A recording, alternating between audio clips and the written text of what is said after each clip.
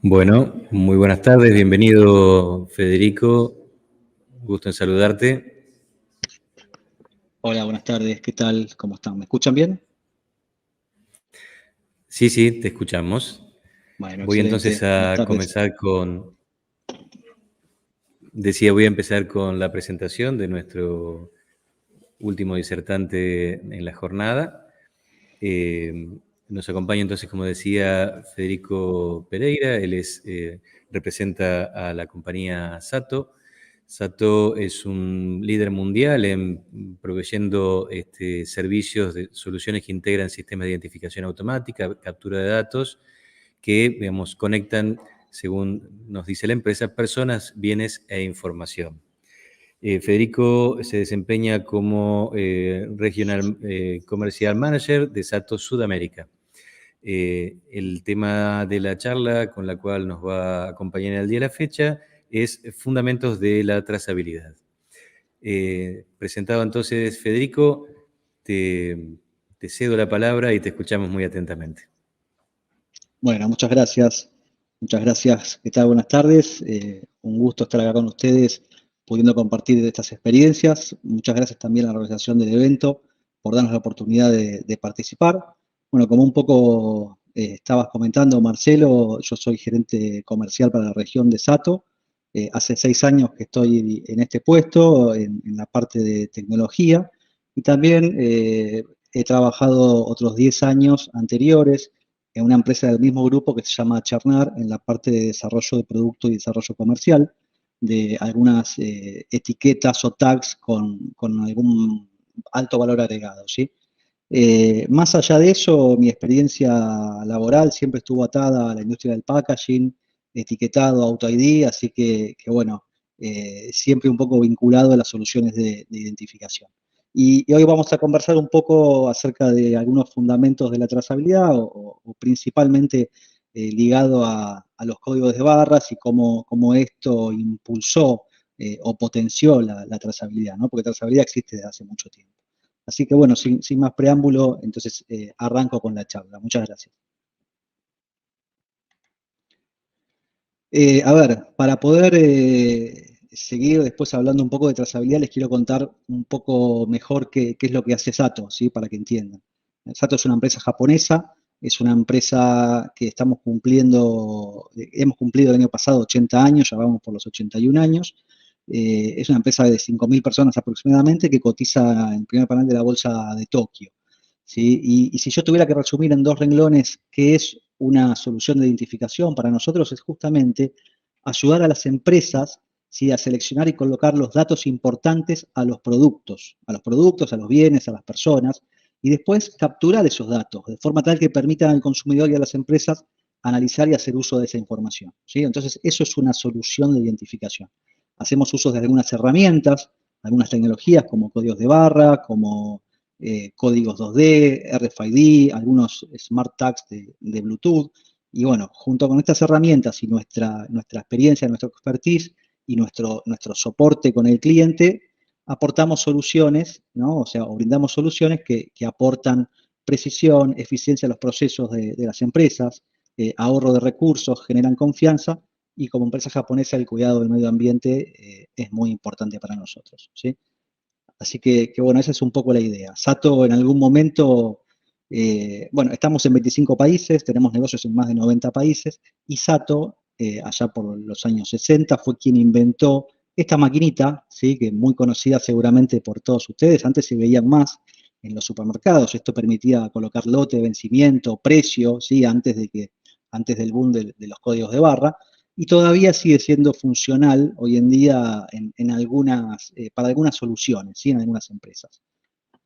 Sato es quien inventó la impresora de transferencia térmica para códigos de barra. Se veía algo así en aquella época. Y hablando también un poco de trazabilidad de información variable, nosotros estamos en el puesto número 1 global, o sea, tenemos la participación mayoritaria a nivel global en impresión de etiquetas de información variable, ¿sí? Porque si bien nosotros fabricamos impresoras, también proveemos etiquetas ya codificadas, ya serializadas. Y en ese sentido, somos los número 1 en el mundo en cuanto a market share. Y también estamos en el puesto número 2 en lo que es la fabricación de impresoras de código de barras y RFID, ¿sí? Ambas tecnologías combinadas. Así que eso es un poco para que tengan una idea de quiénes somos y qué es lo que hacemos. En Sudamérica estamos presentes en Brasil y en Argentina a través de Sato Argentina y Achernar. Achernar es nuestra fábrica de etiquetas autoadhesivas. Y en el caso de Brasil, Sato Brasil y Precolar. Ahora sí vamos a pasar un poco a la agenda que nos convoca y vamos a hablar un poco de los códigos de barras, un poco de la historia, por qué surgen los tipos de códigos, los tipos de lectores con que podemos leer estos códigos de barras, un poco también con esta tecnología muy, muy escuchada y muy novedosa que es RFID, si bien ya tiene varios años en el mercado, algo de tipos de lectores y después me gustaría también conversar un poco sobre algunas experiencias y casos de éxito en la industria. Sin demorar más, entonces vamos a la parte de la historia. Vamos a hacerlo rápido, pero me parece interesante mencionar algunas cuestiones. A ver, el código de barras surge alrededor de los años 50. ¿Sí? Hay una persona que tuvo la patente inicialmente que se llamaba Joseph Goodland, y el código se veía algo así como lo que estamos viendo acá, ¿sí? Algo circular. Fíjense qué interesante, que al ser circular parecería ser que uno podría interpretarlo independientemente de la posición del observador, ¿sí? Es omnidireccional de alguna forma. Este código estaba basado, Joseph Goodland era una persona que había estado, un ingeniero que había estado en la Segunda Guerra Mundial y conocía perfectamente el código Morse. Entonces él, pensando un poco cómo poder solucionar el creciente tráfico o el crecimiento tan potente de los supermercados que necesitaban de alguna manera agilizar el cobro en las líneas de caja, pensó a ver cómo podía generar una solución y se le ocurrió esto a través del código Morse, una sucesión de espacios, puntos, líneas para poder ser leído con más facilidad. Esto honestamente no prosperó, ¿sí? No prosperó porque había un problema que más allá del código que estaba de alguna forma creado, el problema era el hardware, ¿sí? La tecnología para poder capturar esta información en ese momento era, por un lado, muy costosa. La iluminación láser en aquella época era súper costosa, y no solo era costosa, sino que era enorme. Un láser del año 50 era gigantesco. Esto hacía que no pudiera explotar o estallar hacia el consumo masivo. Así que tuvo que pasar, esto es importante, tuvo que pasar, si bien la tecnología ya más o menos estaba, tuvo que pasar por lo menos 20 años, ¿sí? Hasta 1970, para que la tecnología madurara y pudiera hacer esto explotar de forma masiva. En el 1970 aproximadamente, IBM toma la posta y lo contrata a Goodland inclusive y dice, bueno, vamos a ver cómo podemos resolver esto, y ya con alguna tecnología, con algún hardware un poco más avanzado, logran generar un sistema que es lo que hoy conocemos muy parecido al código de barras. Sin embargo, a pesar de que en el 1970 ya estaba lo que hoy conocemos como códigos de barras, se tardó un tiempo porque lo que hacía falta también era generar una suerte de estándar, ¿sí? Poder darle una determinada estructura a esta codificación para que cualquier persona que pudiera leer esta información supiera de lo que estamos hablando, ¿sí? Así que la primera implementación de códigos de barras fue en Estados Unidos, en un supermercado, con una marca muy conocida de chicles de Estados Unidos, que si no me equivoco es Wrigley. Y bueno, ahí se dio la primera implementación bajo un estándar UPC, que es justamente el Universal Product Code que Estados Unidos generó como estándar para los productos. Y esto es muy importante lo que estoy hablando en función de estándar. Vamos a pasar de Filmina, porque, a ver, los norteamericanos ahí mismo generaron el código UPC, Universal Product Code, con 12 caracteres para los productos, y en paralelo, un poco en paralelo, los europeos fueron con un estándar muy similar, ¿no? Que le pusieron EAN, le agregaron un dígito más. EAN significa European Article Number. Yo creo que ahí pararon la pelota y dijeron, bueno, mejor antes de seguir avanzando en esto, necesitamos alguna organización, alguien que nos ordene y que todo lo que generemos de aquí en adelante sea bajo un estándar, porque si no, el mundo no va a poder aprovechar las bondades de este sistema. Así que bueno, de alguna forma se creó un organismo, hoy en día ese organismo se llama GS1, es una empresa global sin fines de lucro, que su misión, su nombre fue cambiando a lo largo del tiempo, ya hace varias décadas se llamaba distinto antes, hoy se llama GC1, y su misión justamente es poder generar un estándar sobre toda esta codificación, ¿sí? Así que bueno, en principio para todo lo que es una tienda de retail, hoy en día indistintamente se puede utilizar un código UPC, un código EAN, ¿sí? Cualquiera de los dos continentes interpretan ambos, y todo lo que es GS1 128 o ITF14 para las cajas Master o Pallet. A modo de ejemplo, podemos ver acá arriba a la derecha, ¿sí? Que si agarramos un código EAN, los primeros 3 códigos representan al país, los 4 siguientes son el número de empresa, el número del artículo, ¿sí? O sea, un serial relacionado con el producto en sí, y un dígito verificador que es muy interesante, que ahora les voy a contar de qué se trata. ¿Sí? Pero bueno, a partir de acá es que creemos que el código de barras pudo estallar con toda potencia. Tengan en cuenta que a la Argentina esto llegó recién en el año 84. Yo todavía era joven como para recordarlo, pero llegó por lo menos 10 años más tarde. O sea que tampoco es una tecnología que hace tanto tiempo que se está utilizando. Bueno, acá vemos un código de barras ejemplo. Estas cosas que yo estoy hablando pueden sonar a veces tediosas, pero yo creo que en pocas facultades nos hablan de esto y realmente uno se topa con el problema cuando lo tiene, ¿no? Vamos a hablar de qué es un código de barras. Un código de barras es una sucesión de barras y espacios, y esas barras o espacios pueden ser estrechos o gruesos. Ahora, fíjense esto, fíjense estas cotas, longitud del código de barras. El código de barras empieza acá, ¿sí? Y termina acá, en esta otra punta. No es que comienza acá. O sea, el código de barras, creo que ustedes ven mi puntero láser, el código de barras es todo esto hasta aquí. Y eso es importante de resaltar porque es muy común en algunos profesionales, sobre todo de los que más diseñan packaging, diseño gráfico, es que a veces no toman este recaudo, creen que el código empieza acá, cuando generan una casilla en un envase para colocar el código, a veces no está bien dimensionada y después el código de barras no se puede leer o no se puede leer fácilmente, generando problemas en la cadena de distribución. Entonces, básicamente el código de barras completo tiene una zona que llamamos zona vacía o zona muerta, que es esta y que no es cualquiera, ¿sí? Está determinada matemáticamente para cada tipo de simbología de códigos de barra, que después les cuento qué es eso. Es como un idioma, ¿sí? Entonces cada simbología tiene su zona vacía y su zona vacía al final.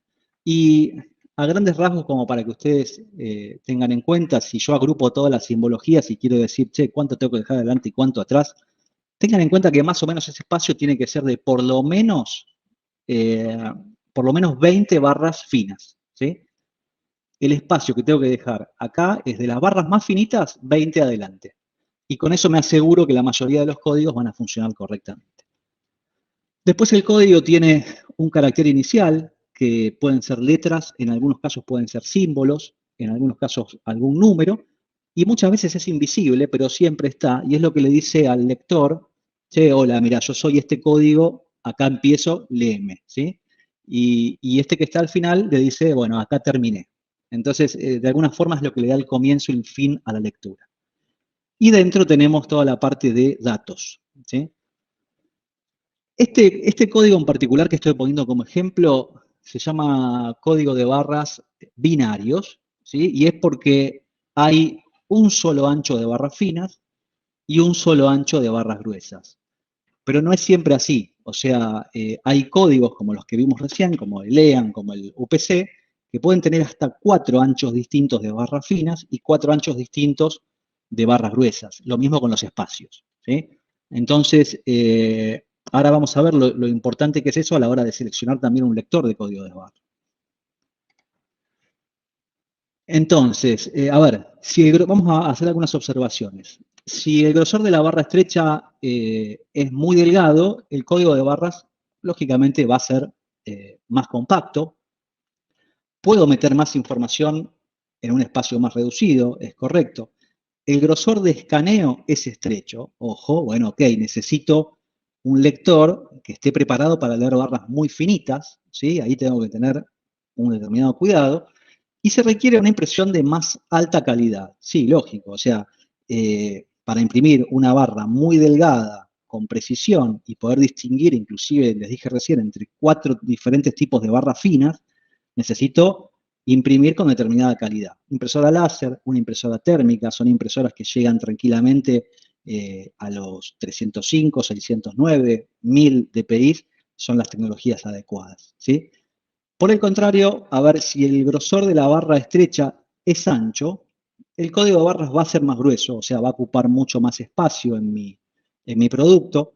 El grosor de escaneo va a ser más ancho, o sea, no estoy tan jugado con el lector, ¿ok? Va a ser más ancha la barrita. No necesito una impresión de tanta calidad, o sea, puedo recurrir a tecnologías que no arrojan tanta calidad, como por ejemplo matriz de punto, ¿sí? Sin embargo, ojo con el lector de códigos de barra, porque voy a necesitar que ese lector me genere una campana de luz lo suficientemente ancha, ¿sí? El ejemplo, por ejemplo, pueden ser algunas de esas facturas de servicios que tienen códigos muy anchos. Bueno, esas facturas son muy difíciles de leer por cualquier lector. Necesitamos un lector que no quiero decir que sea de la NASA, pero bien elegido, ¿sí? Por lo menos bien elegido. Bueno, y acá les comentaba también que los códigos UPC o EAN o 128 tienen más de un ancho de barra y eso se llaman multilineales, ¿sí? Vamos a ver algunos tips relacionados con esto. Acá, imagínense que esto es una caja de producto y bueno, justamente lo que les había comentado antes, es muy importante verificar estos parámetros antes y después, ¿sí? En este tipo de envases tipo pouch, la altura del código de barras también varía, porque cuanto más petizo yo hago el código de barras y quiero barrer en este sentido con un láser, voy a necesitar estar más atento, voy a necesitar, digamos, más precisión en la muñeca para poder escanear acá, si esto lo hago muy petizo. El tema de la amplificación del código de barras también es muy, muy importante. Un código de barras tiene un tamaño nominal y yo no puedo agrandarlo todo lo que yo quiero, ¿sí? O sea, yo no puedo arrastrar esto al tamaño de una hoja 4 y que se lea, no. O sea, yo lo que necesito, en caso que lo tenga que agrandar, o elijo la simbología adecuada o lo puedo amplificar máximo un 200%, ¿sí? Y achicarlo tampoco lo puedo achicar demasiado. Independientemente de la calidad y de los DPI que yo elija, por más que tenga una impresión de muy alta resolución, no lo puedo achicar a menos de un 80%, ¿sí? Entonces, son cuestiones que hay que tener en cuenta. Esto no es una foto, ¿sí? Esto de código de barras no es una foto, es un código de barras. Y nosotros a veces hablamos de, como lo lee en escáner, o humano legible. Esto no es humano legible, esto lo lee un escáner, por lo cual necesito tener ciertas consideraciones. Lo otro importante es cómo posiciono el código de barras dentro de un producto, ¿sí? Imagínense que si lo voy a aplicar en un envase cilíndrico, sobre todo si el radio es chico de este envase cilíndrico, si yo aplico el código en este sentido, está bien, es correcto. Ahora, si yo lo hubiera aplicado en este sentido, como está acá, en este envase, desde el punto de vista del observador, los espacios entre las barras van a estar deformados, ¿sí? Por el radio de curvatura. Entonces ahí voy a tener también serios problemas para tener una buena lectura. En el caso, lo mismo sucede en un producto muy flexible como este pouch. En la línea de caja este producto se empieza a doblar y lo que hace es alterar el contraste, lo que hace es alterar las distancias entre las barras desde el punto de vista del observador y tengo problemas de lectura. Y lo otro interesante tiene que ver con los colores. Los colores a elegir para generar el código de barras. Siempre la tecnología demanda que las barras sean oscuras y que los fondos sean claros. Y tenemos que manejarnos en esos parámetros. También teniendo como observación que el color rojo es un color claro, ¿sí? Como yo leo con una luz roja, anula el rojo. Entonces, nunca puedo poner en las barras a los colores rojos. Sobre todo estos tips que estoy hablando acá en esta página web gs1.org.ar hay un montón de manuales de información que les van a resultar aburridísimos hasta el momento que necesiten ver algo, ¿sí? Así que esto tomen nota si no conocen este organismo, porque es muy interesante para poder acudir acá en caso de que tengan algún inconveniente relacionado con justamente esta identificación. Y vamos a hablar un poco ahora sí, ya metiéndonos en nuevas necesidades. Lo que hablamos recién tenía que ver más que nada con el retail, ¿sí? Con el supermercadismo, pero en la medida que las necesidades fueron aumentando, porque la trazabilidad se fue expandiendo a todos los segmentos verticales. Hoy en día es difícil pensar algo que no tenga trazabilidad, ¿sí? Desde un paciente cuando entra a un sanatorio se le pone una pulsera con un código de barras, hoy en día ya con radiofrecuencia en vez de código de barras en algunos lugares. Una persona que está recorriendo las calles y tomando lectura de un medidor de agua, de gas, muy probablemente también tenga un código. Ni hablar las autopartes, ¿sí? Casi que todas las piezas de los automóviles están perfectamente trazadas, ¿sí? Productos electrónicos, plaquetas. Dentro de un teléfono celular hay un montón de etiquetas autoadhesivas que han tenido que soportar diversos procesos antes de llegar a nuestra mano, ¿no? Entonces, inclusive también voy a poner el ejemplo acá de que hay una persona con un pan, alimentos. Todo lo que es trazabilidad de alimentos, y no hablo de una industria manufacturera, sino que estoy hablando de alimentos frescos, ¿sí? Lo que es un sándwich que uno puede comprar en un kiosco o en una confitería. En Argentina o en Sudamérica todavía no está muy avanzada esa regulación, pero sí es muy fuerte en Europa, sí está llegando más fuerte a Estados Unidos y sin duda se viene mucho de trazabilidad en alimentos frescos, por lo cual, bueno, es uno de los segmentos focos que tenemos hoy en día en Sato, toda la parte de alimentos frescos. Cada vez vamos a ver más etiquetas ahí y más regulación sobre qué información poner, ¿sí? Alertas sobre alérgenos, información de vencimiento que sea más clara, que sea más evidente, y los códigos de barra siempre colaboran para poder meter la información más ágilmente en un sistema de gestión. Entonces, si tuviéramos que hablar de los tipos de códigos de barras, hoy en día podemos partir fácilmente en decir, bueno, 1D y 2D. Los códigos 1D, hay un montón de simbologías, acá les pongo los principales. Ya vimos EAN, ya vimos algo de UPC. El 128 es un código que surgió posteriormente porque necesitaban poner más datos adentro de ese código, entonces se creó el código 128, que permite incorporar hasta 128 caracteres de la tabla ASCII, ¿sí? Entonces, fíjense que es un código que me permite meter más cantidad de información, se puede hacer muy largo. E inclusive dentro del 128 hay 128A, 128B, 128C, diferentes tipos de simbologías dentro del 128 que me permiten ser un poco más compacto inclusive. ¿Sí? 128, por ejemplo, para que tengan una idea, es el código que se utiliza hoy en día en las etiquetas Track and Trace de correo argentino, ¿sí? Después les cuento un poco cómo está conformado eso. Y cada día más famosos los códigos de barras, para mí no son barras, ¿no? Son códigos, no son códigos de barra. Los códigos 2D, muy populares hoy en día por el QR que se leen con los teléfonos celulares, pero tampoco son nuevos, ¿sí? Ya tienen muchos años. El Data Matrix es un código muy utilizado en la industria farmacéutica.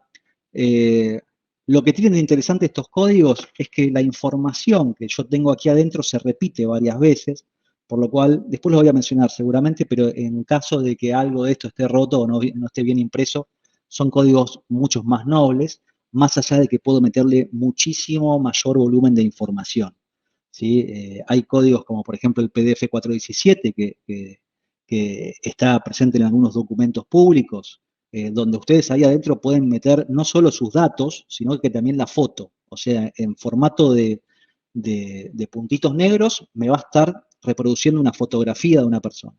Entonces, para que tengan una idea del volumen de información que puedo meter en estos códigos. Vamos a hablar muy brevemente de las tecnologías para capturar información, ¿sí? Lo más común, que ya un poco lo veníamos anticipando, es la tecnología láser. Esto funciona de la siguiente manera. Tengo un emisor de luz, láser generalmente, que rebota contra un espejo. Este espejo está rotando o está vibrando con una frecuencia determinada e impacta contra el código de barras. Entonces, cuando un sensor que captura la luz ve esta imagen, lo transforma en una señal, se digitaliza y ahí obtenemos toda la información del código. ¿Qué es lo que sucede con esto? Más allá de que quizás ya se dieron cuenta que cuando este lector de código de barras, esta maquinita, ¿sí?, se cae, lo primero que es vulnerable es este espejo que está rotando con una frecuencia que tiene que ser súper precisa. Es el punto, es el talón de Aquiles de los lectores de código de barra, este espejito. Pero más allá de eso también hay limitaciones de la tecnología en cuanto a que si yo imprimí esto con mala calidad y está muy gris o no tiene un buen contraste, voy a tener problemas de lectura. Si hay un filamento de la impresora que está medio dañado y no imprime una de estas barras, el código no se va a leer, ¿sí? Entonces también es un problema. Me tengo que posicionar en una dirección certera para poder atravesar en esta dirección el código, si no, no lo voy a leer. Eh, y bueno, o sea, entonces tenemos problemas de montaje, tenemos problemas de vulnerabilidad del sistema, más allá de que también hay una vida útil del láser determinada, ¿sí? Entonces, es un sistema, podríamos decir, que tiene sus limitaciones, pero muy utilizado. A modo de anécdota, les comento, este lector de tecnología láser, eh, yo estimo que hay un 84% del mercado que usa esta tecnología, ¿sí? ¿Por qué? Porque es más económico que lo que vamos a ver ahora. Y además es lo que se venía usando. Difícilmente una empresa cambie el total de los lectores de códigos de barra. A ver, les voy a comentar. Una empresa de cobro de servicio, como podemos tener acá en Argentina, que puede llegar a ser, a ver, a modo de ejemplo, Pago Fácil, son empresas que tienen alrededor de 25.000 puntos de lectura, o sea, 25.000 puntos de cobro de servicio en el país, en nuestro país solamente. Por lo cual, un recambio masivo de lectores de código de barra es un tema, ¿sí? Recién están avanzando, hace muy poquito están avanzando con el recambio y lo van haciendo de forma gradual. La otra tecnología que les traigo un poco a colación, tampoco es tan nueva, ¿sí?, pero era bastante más costosa y hoy en día se achicó mucho la brecha, son los lectores de Imager, tecnología Imager. Básicamente estamos hablando de una cámara de fotos con una pequeña plaqueta atrás, con cierta lógica. Entonces, en este caso, lo interesante es que no tengo necesidad de posicionarme de una manera para leer el código. No importa si es un código de barras o un código 2D, este aparato va a sacar una foto y la lógica del equipo lo va a interpretar, ¿sí? Entonces, estos equipos ya vienen con cierta inteligencia que le va a permitir, de alguna forma, recomponer un código dañado, ¿sí?, ya sea un D o 2D. Se va a valer del dígito verificador, se va a valer de un poco el aspecto del código y va a ser mucho más eficiente a la hora de leer. Va a ser más veloz, va a ser más eficiente. La única forma de leer un código 2D es con este tipo de lectores. Un código 2D no se puede leer con un lector láser, ¿sí? Estos dispositivos están avanzando muchísimo, muchísimo en cuanto a la potencia que tiene el hecho de tener una cámara ahí, ¿sí? Me permite tener múltiples distancias focales en un mismo equipo, que con la tecnología láser no lo puedo hacer. Y bueno, después les cuento un poco por qué esto por ahí puede ser importante, ¿sí? Pero bueno, esta es la tecnología que se está usando hoy en día o que recomendamos inclusive que empiecen a adquirir. Las empresas de cobro, como les comentaba, están migrando a esta tecnología de a poco, ¿sí? O sea, esto se está usando un 14-15% en el mundo, usa esta tecnología y creemos que va a ir aumentando porque la brecha de costos se achicó mucho. Entonces, bueno, ¿qué es lo que resuelve un poco el código de barras? O sea, ¿qué le aportó el código de barras a la trazabilidad? Porque la trazabilidad existe hace mucho tiempo, ¿sí? Cuando se escribía una planilla con Virome también era trazabilidad. Pero ¿qué aporta el código de barras? Bueno, aporta a prevenir o corregir errores de identificación, aumenta la eficiencia, sin duda, el rendimiento de los procesos, tiene costos de mantenimiento relativamente bajos, se evita interrupción en la cadena de suministro, se cumple con reglamentaciones y mejores prácticas y se ofrece un servicio de calidad para los clientes. Entonces, a ver, yo no sé si ustedes pescaron, porque una vez se habla de códigos de barra y generalmente son cosas que el ingeniero que trabaja en producción, claro, el tipo se ocupa del producto, si está desarrollando un vehículo, una autoparte, generalmente el código de barra es lo último que le importa y lo subestiman de alguna manera, pero todo esto que estamos hablando siempre está relacionado con el ahorro de recursos, ¿sí? Y todo de alguna forma va por el lado del dinero. No todo, pero sí es importante entender cómo esto nos genera algún ahorro. Entonces, hay un caso que lo traigo a la mesa que me llamó mucho la atención a mí, que es de la gente de Cognex. Cognex es como, hablando en lectores de código de barra, es como los que fabrican una Ferrari, ¿sí? O sea, ellos no están en el mercado del supermercadismo, no están en la parte farmacéutica, ellos están jugando en las ligas donde tienen que leer muchas cosas que pasan a mucha velocidad, ¿sí? Ese es el nicho de Cognex. Y bueno, este caso me llamó mucho la atención. Es un caso de ellos, de un ejemplo de un centro de distribución, donde más o menos se procesan de tamaño mediano, ¿sí? 80.000 cajas por día aproximadamente. Imagínense un centro de distribución de un supermercado, de una cadena de supermercado, o mismo un mercado libre, ¿por qué no? Acá cerca de Seiza, donde es una cantidad tranquilamente que puede manejar unas empresas de estas.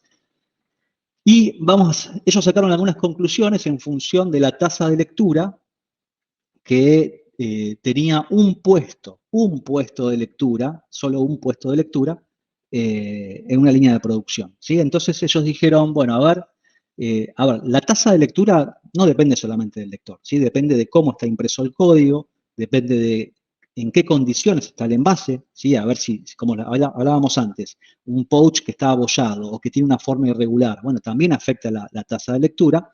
Y por supuesto también el lector que tengo. Cuanto mejor es el lector, mayor la tasa de lectura. Eso funciona como un sistema, ¿sí? Entonces ellos decían, bueno, para un puesto de trabajo, con una tasa de lectura del 98%, en 80.000 bultos, voy a tener no lecturas, 1.600 bultos no leídos, ¿sí? Esto representa un retrabajo, para esta empresa representa un retrabajo que con 5 operarios tenía un costo anual de $185.000. Y aumentando un poco, un puntito simplemente la tasa de lectura, este dinero bajaba a la mitad, ¿sí? Es una regla de 3 simple, básicamente, pero en la medida que yo iba teniendo un sistema de identificación más prolijo, que puede ser por el escáner o por la calidad de impresión, llegaban a una tasa del 99,9% con un costo, digamos, mucho más despreciable para una empresa de estas. Y esto, como les digo, era en un solo puesto de lectura. Nosotros sabemos que hay muchos puestos de lectura en un centro de distribución. A ver, sin ir más lejos, hace un tiempo, hace unos meses, nos convocó la gente de Mercado Libre en Ezeiza para resolver un tema bastante parecido a este en un puesto de lectura, donde necesitaban leer cualquier tipo de bulto, o sea, diferentes tamaños de cajas con diferentes formas, lo que todos compramos hoy en día por e-commerce, por lo cual necesitaban tener diferentes distancias focales, cambiar muy rápido de una distancia focal a otra, y tener una tasa de lectura más que aceptable, porque si no, el trabajo se transformaba, en vez de transformarse en un túnel de lectura, era un trabajo manual, que es lo que se quería evitar, ¿sí? Esta gente de Cognex ha desarrollado cosas increíbles en cuanto a lectura, y hoy en día, estas cámaras que yo les decía, estos lectores Imager, les cuento algo de que es bastante nuevo, hoy en día funcionan con lentes líquidas. Yo no sé si ustedes conocen algo de eso, pero hasta aquí las cámaras que nosotros conocíamos funcionaban con un engranaje que tenía que alejar o acercar la lente y de esa forma generar el foco. Bueno, hoy en día ya los teléfonos celulares más modernos e inclusive estos lectores de código de barras ya tienen tecnología de lentes líquidas. Entonces, ese líquido que está por detrás de una membrana se puede excitar electrónicamente y lo que va a hacer es hincharse e ir cambiando el ángulo de la lente, que es una lente flexible. Y de esa forma es muy rápido cambiar la distancia focal y tienen una precisión impresionante. Así que, y dicen, yo no soy médico, que es muy parecido a cómo funciona el ojo humano. Así que bueno, realmente esto es una forma de mostrarles cómo hay una relación directa entre una buena implementación de códigos de barras y una mala implementación de códigos de barras. Vamos a hablar rápido, antes de entrar un poco en los casos, en algunos casos puntuales, de lo que es tecnología RFID.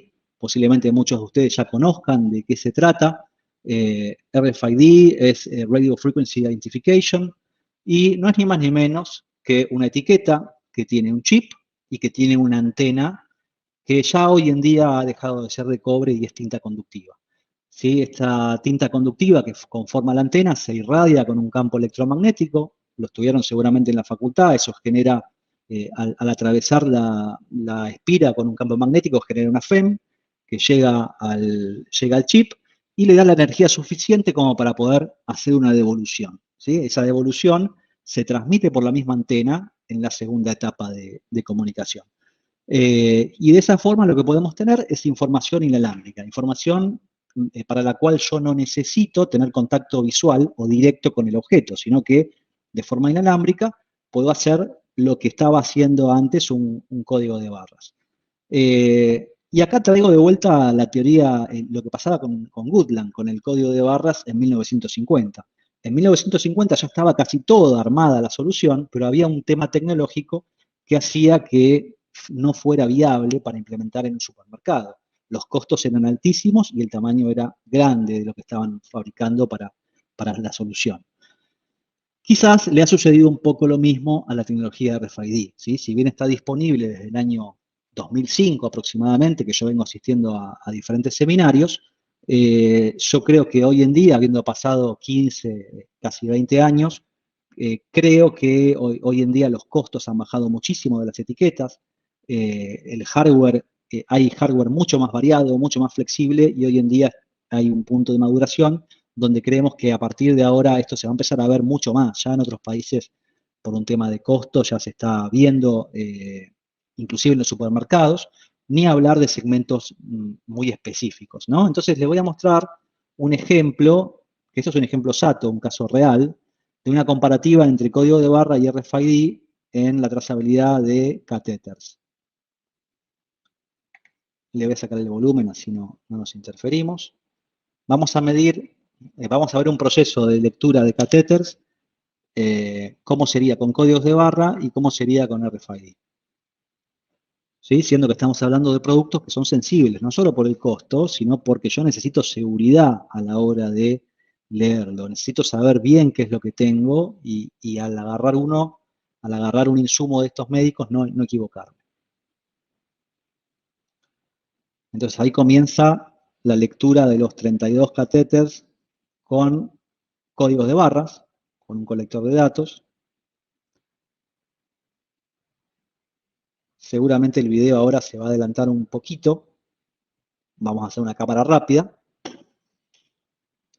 Ya lleva más de 1 minuto y termina de leer los códigos. A ver, vamos a cerrar el cajón también.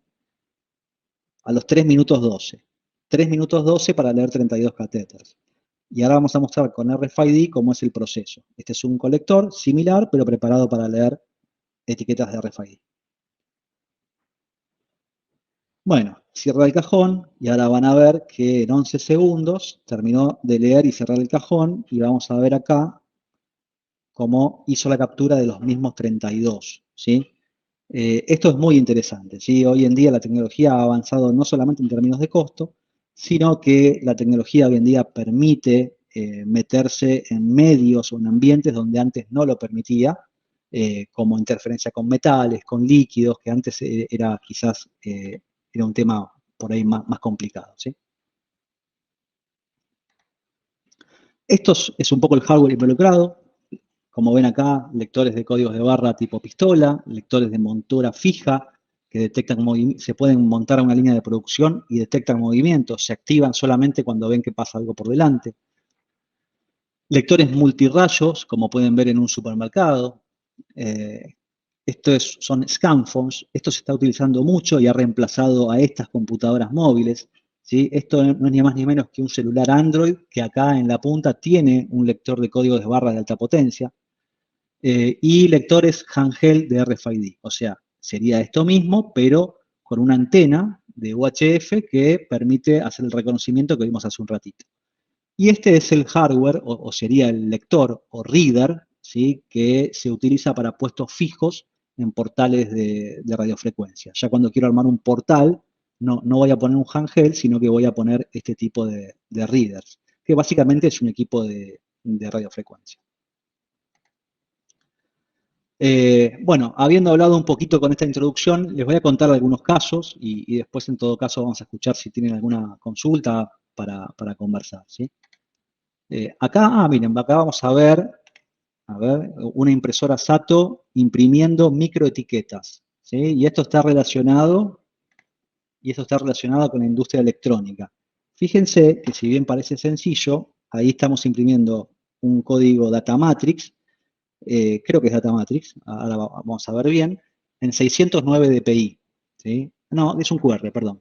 En 609 dpi y acá también lo crítico no solo es imprimirlo, sino ubicarlo bien, ubicarlo correctamente dentro de la etiqueta, porque estamos hablando de tamaños muy pequeños. Creo que acá tengo cómo reforzar esto que estoy diciendo. Denme un segundo que por algún motivo no me pasaba la presentación. Acá estoy yo con unos cuantos años menos y un poco más de pelo. Acá estoy en una fábrica de plaquetas electrónicas en Tierra del Fuego, una fábrica que tiene 25 líneas de producción de plaquetas electrónicas. Esto que tengo en la mano es un rollo de etiquetas, es un rollo de microetiquetas. Cada etiquetita mide 8 por 8 milímetros y el data matrix que tiene adentro, si no me equivoco, medía 3,5 por 3,5, o sea, algo muy pequeño. Y esto era vital, ¿sí? Para esta empresa que fabrica plaquetas electrónicas, porque ellos necesitaban trazar una misma plaqueta en varios lugares. Hay un robot que está aquí adentro que es el que aplica las etiquetas. Este es el rollo de etiquetas. Y fíjense que el rollo de etiquetas es tratado como cualquier componente. Esto que ustedes ven acá son los rollos de transistores, rollos de componentes, rollos de capacitores, que después el robot los va a agarrar de a uno y los va a ubicar en la plaqueta. La etiqueta se trata como si fuese un componente más. Y era muy importante que este código saliera bien impreso y adicionalmente tiene que soportar un proceso de soldadura con estaño de entre 300 y 350 grados por 12 minutos. Así que bueno, la elección de una tinta adecuada, la elección de un material adecuado y ver cómo hacer para que no ocurran estas cosas, que en un principio del desarrollo sí nos pasaron, ¿no? Porque por supuesto estábamos trabajando, desarrollando un proceso crítico, diría yo, pero bueno, fíjense, un data matrix como este, el data matrix puede estar roto hasta en un 30%, o sea, si yo le saco toda esta parte no pasa nada, pero lo que no le puedo sacar al data matrix es esta L que está acá, ¿sí? Que sería como lo que le indica al lector que esto es un data matrix. Si yo le saco esto, el código no se lee. Así que tuvimos que trabajar en resolver estas cuestiones. Cuando el código salía de costado, también ponía en riesgo esta parte. El código cortado a veces también nos generaba problemas. Entonces, bueno, hay toda una ingeniería detrás de la fabricación de este rollito de etiquetas que nos llevó creo que 1 año y medio, pero realmente ha sido una solución muy importante para este cliente.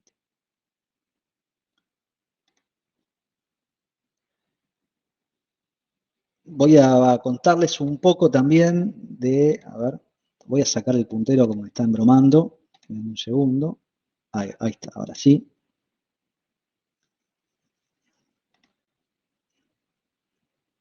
Una de las tendencias que hay en las industrias en relación a los códigos de barra también tiene que ver, acá vamos a ver un sistema de pesaje, ¿sí? Básicamente una persona va a pesar tornillos, y la etiqueta solamente se va a imprimir automáticamente cuando llegue al peso adecuado. El peso adecuado me va a determinar la cantidad de tornillos que tengo, ¿sí? Pero lo interesante de todo esto es que en las empresas estamos tratando de eliminar el uso de PCs, ¿sí? Hasta ahora lo que veíamos siempre era una impresora atada a una computadora. Y las computadoras muchas veces no son lo más adecuado para estar dentro de una industria. Imagínense, no sé, en FATE, imagínense en Pirelli con el ambiente de goma, de polvo negro, de caucho que hay por todos lados, lo complicado que es tener una PC. Hoy en día, lo pongo de vuelta porque no sé si se entendió, hoy en día lo que tenemos son impresoras que tienen la capacidad de procesar información como si fuera un teléfono celular, ¿sí? Acá dentro de la impresora corre una app que se programa esa aplicación para que, no sé, escuche a la balanza y cuando la balanza le arroje lo que la impresora quiere, ahí automáticamente va a imprimir. Y lo positivo de esto es que esta impresora sí está preparada para trabajar en un ámbito industrial, perfectamente industrial. Así que esa es un poco la tendencia, eliminar la multiplicidad de dispositivos en un puesto de trabajo. Se está viendo muchísimo esto, ¿sí? Acá en este otro video les voy a mostrar cómo en un hospital hemos implementado, esto también lo hemos probado en un sanatorio muy grande acá en la capital federal, en Argentina. Lo adelanto un poquito porque no me quiero quedar corto de tiempo. Esta es una impresora que imprime pulseras con tecnología RFID. Y acá tenemos una persona, ¿sí?, con una pulsera RFID que va a pasar por un portal y el portal automáticamente lo va a tomar. Esta tecnología también permite saber el flujo de gente que tengo. O sea, vamos a saber si la persona está entrando o está saliendo, ¿sí? Así que también se está utilizando mucho RFID para los sanatorios. No solo para personas, ¿sí?, sino también para equipamiento médico.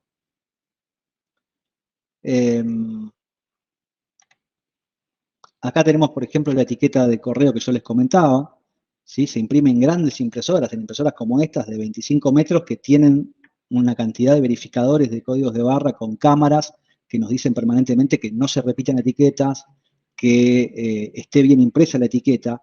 Y lo más importante, yo tengo que verificar la calidad para que esto se pueda leer no con mi lector de código de barras y no con el mejor lector de código de barras. Tengo que verificar que esto se pueda leer con cualquier lector de código de barras de cualquier lado, porque no me puedo fiar que en el puesto de lectura de tal lugar de correo argentino tengan el mejor lector. Seguramente no va a suceder, ¿sí? Entonces, hay mucha ingeniería detrás de esta etiqueta y hemos llevado al límite de encoger este código todo lo que se podía, y hemos llevado al límite las zonas muertas también, las hemos achicado todo lo posible. Esta etiqueta hace 10, 15 años era el doble de lo que es ahora, ¿sí? Pero por un tema de costos, el correo ha solicitado achicar, y eso ha llevado a reingeniería de esta etiqueta. Hoy en día creo que ya no se puede seguir achicando con estos códigos, ¿sí? Habría que pasar en algún momento querrán pasar a un 2D. Esta etiqueta protege medicamentos oncológicos y esta etiqueta se usa para el traslado de laboratorio a droguería, si no me equivoco. Tiene algunas medidas de seguridad. El código es indeleble, no se puede borrar fácilmente.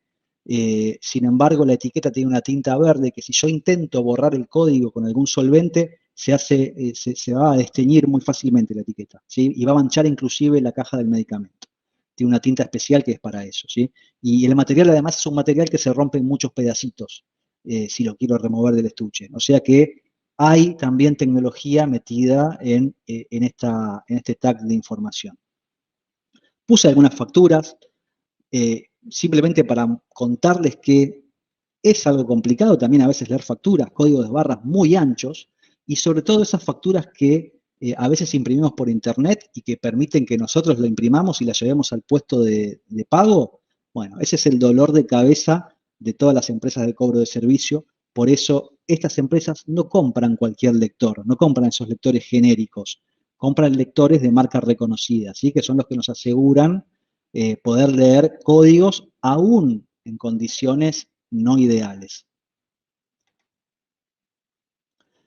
Acá tenemos un ejemplo de trazabilidad de dovelas. Las dovelas son estos bloques gigantes de concreto que se utilizan, digamos, para encauzar ríos subterráneos, para hacer canales, y también hay trazabilidad acá, ¿sí? Esta gente necesitaba armar un canal muy grande que se hizo en zona sur, un canal subterráneo, y necesitaba que todas las piezas estuvieran trazadas, ¿sí? Por un tema de calidad, había que saber si fallaba alguna dovela en algún momento, alguna fractura, había que saber para qué sirve esto. O sea, si yo conozco alguna pieza que ha fallado, a partir de su trazabilidad puedo saber si hay otras que podrían fallar, ¿sí? Entonces necesito proveerles una identificación que sea indeleble, que perdure a través del tiempo, 10, 15, 20 años o más, mínimamente eso, y que además la etiqueta esta no se salga de una superficie complicada como el cemento. El cemento es polvoriento, así que bueno, también hay ingeniería en el desarrollo de este tipo de etiquetas, que si bien tiene un QR y me parecería no ser complicada, bueno, tiene determinados requerimientos de funcionalidad. Acá estamos hablando de Centauro, una de las tiendas de retail más importantes de Brasil, que ha pasado a identificar todo con RFID, todas las prendas que fabrican con RFID, y esto está relacionado con los tiempos de inventario, ¿sí? Si bien ponerle RFID a todas las prendas es más costoso, cuando hablábamos del costo y de tomar mejores decisiones, para las empresas textiles, lo más importante que hay es tener prácticamente online el inventario de todos los negocios, ¿sí? Saber qué prenda, con qué prenda me estoy quedando con poco stock, saber qué talles me están faltando, ¿sí? Entonces, en la medida que una tienda de ropa pueda tener visibilidad del inventario, va a ser más eficiente y va a ganar más dinero. Y la gente de Centauro pasó de tardar, creo que eran 3 horas para hacer un inventario, a hacerlo en 15 minutos, ¿sí? En las tiendas de ropa. Estamos hablando de 200.000 etiquetas por día, ¿sí? En 200 tiendas. Entonces, realmente buscan ser muy eficientes con esto. Me están faltando 10 minutos para terminar, creo que vamos a llegar bien para ver si hay alguna pregunta. Otro ejemplo que quería ponerles, interesante para mí, es el caso de PostNord. PostNord es la empresa de correos más grande de Países Bajos. Y ellos estaban, ya inclusive, fíjense que esto es de 2019, ¿sí? Acá, pero estaban teniendo algunas limitaciones relacionadas con el e-commerce, ya superando el 1.000.000 de paquetes por día. Y sobre todo el e-commerce generó algo que es que la gente tendría que imprimir sus propias etiquetas para pegar en los bultos. Y eso traía algunos problemas de lectura. Entonces, esta gente lo que hizo fue poner algunos puestos de impresión tipo kiosco en diferentes lugares, en diferentes tiendas, para que la gente pudiera acudir y pudiera imprimir su propia etiqueta, pero de una forma estandarizada, ¿sí? Para que no hubiera problemas. Entonces, hay diferentes kioscos en diferentes lugares de la ciudad. Déjenme ponerles el video. A ver. Donde uno puede acudir con el teléfono celular y la impresora automáticamente va a consultar al servidor e imprimir la etiqueta. Esta impresora, de vuelta, esta es una impresora inteligente que adentro tiene corriendo un programa, ¿sí? Que solita la impresora, sin tener ninguna PC, lo único que necesita esta impresora es Wi-Fi. Entonces, viene una persona con su celular, tiene un QR, escanea el código y solita la impresora va a preguntar a Internet qué es eso, ¿sí? Y va a devolver una etiqueta con la información correspondiente. Entonces, no hacen falta PCs en el medio, ¿sí? Puedo imprimir de forma estandarizada sin una gran inversión de hardware. Esto es tendencia, ¿sí? Eliminar de puestos de trabajo la mayor cantidad de dispositivos posible. Y para el futuro cercano, bueno, ya les hablé un poco de las lentes líquidas, mayor demanda de códigos de barras, 2D, cada vez se necesita poner mayor información, por lo cual los códigos 2D, que además se leen mejor y son más robustos, van a seguir aumentando, van a seguir estando presentes cada vez en más tipos de industria, cada vez son más las industrias que incorporan la trazabilidad, cada vez la trazabilidad se hace más exigente, ¿sí? Cada vez usamos mayor cantidad de datos, hay una demanda creciente de lectores de códigos de barra en la industria. El caso de Amazon, el caso de Mercado Libre, están requiriendo mucha más potencia de lectura que lo que era antes. Industria 4.0, hoy en día la mayoría de los dispositivos, ya sea lectores de código de barra, impresoras, colectores de datos, se pueden comandar a través de un MDM, ¿sí? Un software que permite saber a dónde está cada cosa y poder tomar un mantenimiento preventivo de ese equipo, ¿sí? Yo con una impresora puedo saber quién la está usando, cuántas etiquetas imprimió, cuántas veces le cambió el insumo y si levantó mucho la tapa, ¿sí? O sea, hoy en día una impresora me permite saber todo eso simplemente estando conectada a Internet, Internet of Things, Internet de las cosas, que hoy en día ya está quedando chico y se le dice Internet del todo, Internet of Everything, ¿sí?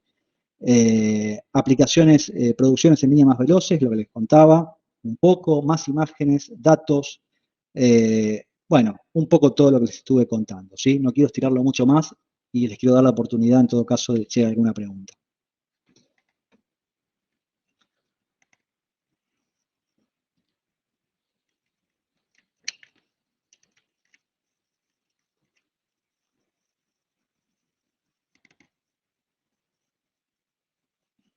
No te escucho, Marce, me parece que estás en mute. Ahí está, sí. Ahí está. Bueno, te decía, muchísimas gracias, Federico. Es un tema atrapante, fascinante, y como bien decías vos, no sé si se desarrolla ampliamente, o al menos hay una introducción en nuestras facultades de ingeniería, ¿no? Por lo menos en el caso de lo que yo conozco, no es un tema que esté dentro de los programas de estudio, y sobre todo por la relevancia, y creo que, como vos mencionabas recién, y creo que esto cierra perfecto con la primera charla de hoy a las 9 de la mañana, donde Susana, la ingeniera Susana Agudo de la Casa de la Moneda de España, hablaba de la implementación de una planta piloto 4.0 y la necesidad de estandarizar los códigos de barra de todos sus proveedores. Sí, sin duda, Digo, sin duda. y esto ninguno de los dos sabía de qué iba a hablar el otro, y sin embargo hay un hilo conductor, o hubo un hilo conductor a lo largo de toda la semana. Pero bueno, esa es una reflexión personal, no quiero distraerte, sí tengo preguntas para hacerte, y voy a dedicar el tiempito que nos queda, que ya estamos pasados, a las preguntas, algunas de las preguntas de los asistentes.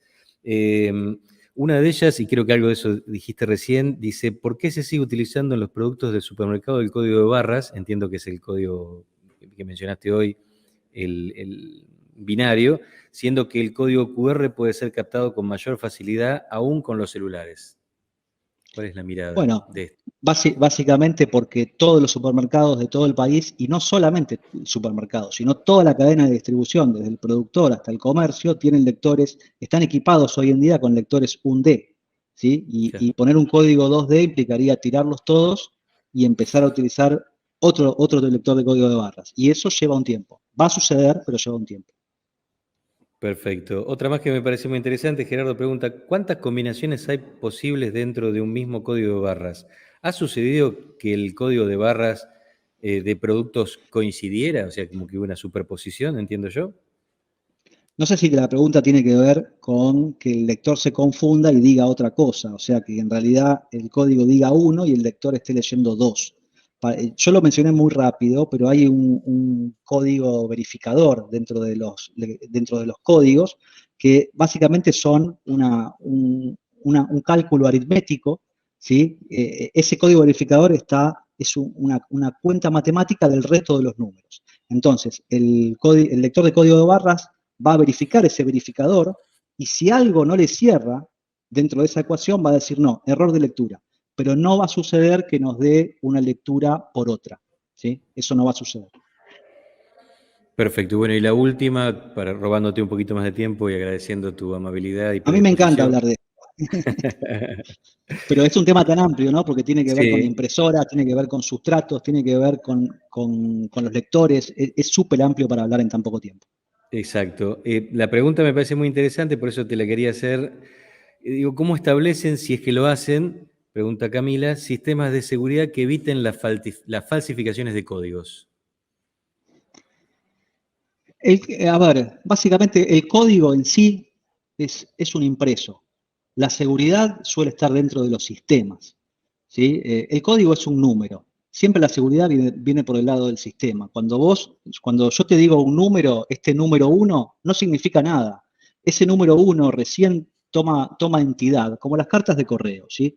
Las cartas de encomiendas o track and trace. Nosotros le entregamos al correo números, ¿sí? Ese número no es nada, es algo vacío. Recién cuando el empleado del correo argentino escanea ese número y lo mete dentro de un sistema de gestión, ahí recién hay una vinculación entre un producto y qué es lo que tiene que pasar con ese producto. Entonces el código de barras en realidad tiene un principio y un fin dentro de la cadena. Yo solamente con el código de barras no hago nada. Puede ser que alguien lo falsifique, y no sé, imagínate una entrada de un espectáculo. Que alguien se imprima la misma entrada que yo y quiera entrar con el mismo código de barras. Bueno, generalmente debería pedir un documento a alguien, ¿no? Puede pasar, pero tendríamos que entrar mucho más fino, ¿sí? En ver qué es lo que hay que evitar y buscar los medios para evitarlo. Las medidas de seguridad siempre van combinadas. Sistemas de gestión, técnicas de impresión, materiales, como te contaba lo de Roche. ¿Sí? Tiene, por ejemplo, una tinta especial que si vos lo querés borronear, se va a borronear. Tiene un material especial que se va a romper si lo querés remover. ¿Que alguien puede hacer una foto? Sí, pero el tema de seguridad no es tan sencillo. Tengo que pensar qué fraude quiero evitar y qué herramientas tengo para hacerlo. No es que puedo, digamos, cuando uno piensa en seguridad tiene que ser muy específico, ¿no? No puedo ser tan general, ¿sí? Perfecto, Federico. Bueno, no veo más preguntas en el chat, con lo cual damos por cerrada esta participación en el CEPROSUL 2021 por parte de Sato. Te agradezco muchísimo, Federico, tu predisposición, la claridad en la exposición. Es un tema, como te decía, atrapante y como hemos hablado en alguna oportunidad, seguramente te consultaremos para seguir haciendo este tipo de actividades, por lo menos con la Universidad de La Plata, e invito también al resto de las universidades de la comunidad a que tomen contacto con Sato en particular o con la empresa que quieran para meterse en este campo del conocimiento y explotarlo al máximo. Vimos hoy que está muy relacionada la seguridad, la productividad, la trazabilidad, la eficiencia con este tipo de tecnologías. Así que creo que tenemos mucho para aprender y desarrollar al respecto. Muchas gracias, Marcelo, muchas gracias a la audiencia por escucharnos. Y sí, sin duda, estamos para responder, nos encanta lo que hacemos, así que pónganse en contacto con nosotros o con la universidad y les vamos a dar una mano. Y Marcelo, seguiremos en contacto vos y yo a futuro para poder seguir con este tipo de charlas. Excelente. Bueno, muchísimas gracias. Muchísimas gracias a todos los que asistieron hasta este momento a la charla. Vamos a hacer un breve intervalo de minutos, nada más, 4 o 5 minutos, como para organizar la próxima etapa de la jornada del día de hoy, que se va a hacer por el otro enlace, que es un enlace de Zoom, porque la modalidad de esta otra etapa es de tipo seminario, en donde hay, digamos, por lo menos para los disertantes, hay más cantidad de disertantes en la plataforma en simultáneo y es la medida o es la forma más práctica que ha desarrollado UGM para seguir con esta actividad. Así que muchas gracias a todos, nos vemos en el siguiente enlace, lo van a encontrar al pie del día jueves en la página del evento. No se olviden de responder a aquellos alumnos que quieren acreditar sus actividades de formación complementaria, el enlace de las preguntas del cuestionario que ya hemos puesto a disposición de esta quinta y última presentación del día de hoy por parte de empresas participantes. Muchísimas gracias, Federico. Mis saludos a toda la gente de Sato y nos estamos viendo. Muchas gracias, buenas tardes a todos.